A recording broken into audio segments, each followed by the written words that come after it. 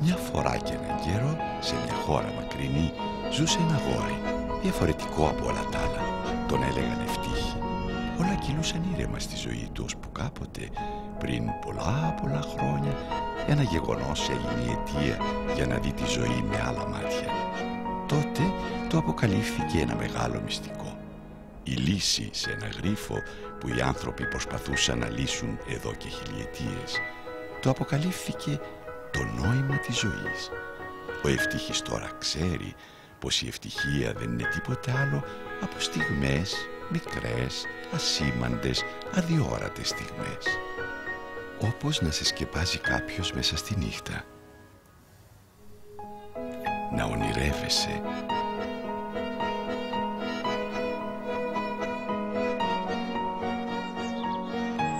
Να ξυπνάς από το τραγούδι ενός σπουργητιού πάνω σε φρεσκοπλημμένα μυρωδάτα σεντόνια, δίπλα σε κάποιον που αγαπάς. Να τον αγγίζεις, να τον μυρίζεις, να αισθάνεσαι το ζεστό νερό να πέφτει με δύναμη στο πρόσωπό σου, το σπίτι να γεμίζει μυρωδιά από φρεσκοψημένο κέικ, να κρατάς μια ζεστή κούπα όταν έξω κάνει κρύο, να κόβεις ένα λεμόνι κατευθείαν από το δέντρο σου, να νιώθεις το δροσερό φθινοπορεινό άνεμο να σου χτυπά το πρόσωπο, να αισθάνεσαι ελαφρύς και άδειος από σκέψεις, μέσα στην απόλυτη ηρεμία κάτω από το νερό. Να συνεχίζεις να κάνεις πράγματα που έκανες μικρός. Όταν όλοι τρέχουν κάτω από τις ομπρέλες, εσύ να στέκεσαι κάτω από τη βροχή. Να περπατάς ξυπόλυτος πάνω στο φρεσκοβρεμένο δροσερό γρασίδι. Να βγάζεις βόλτα ένα μπαλόνι.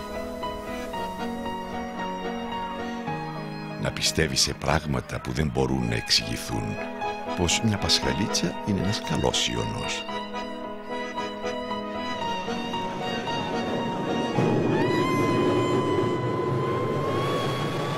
Να μη φοβάσαι.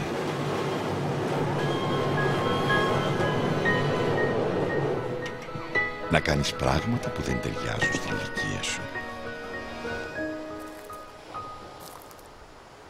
Να ακούς τα κύματα να σκάνε στην ακτή.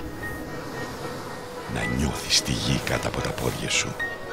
Να μη σκέφτεσαι τίποτα. Να σου ψιθυρίζει κάποιος ένα μυστικό.